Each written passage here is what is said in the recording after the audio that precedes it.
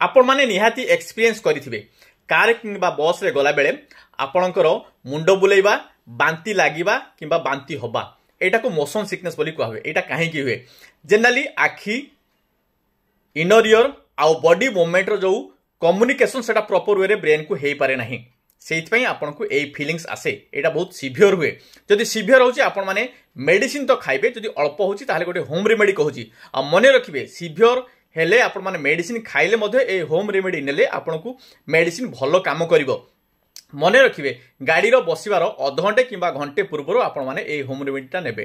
कोन करिवे अदा को छेची पानी रे फुटेई देबे जदि हबो तो सेही फुटा पानी को छाणी पीबे नहेले चा नाली चारे की अदा छेचिकी पकेकी सेटा को फुटेकी पीबे देखिबे इफेक्टिव होबो आपनको ए सिम्पटम रहिबो नाही आपण मानकर कोनोसी प्रॉब्लम होबो नाही। Thank you.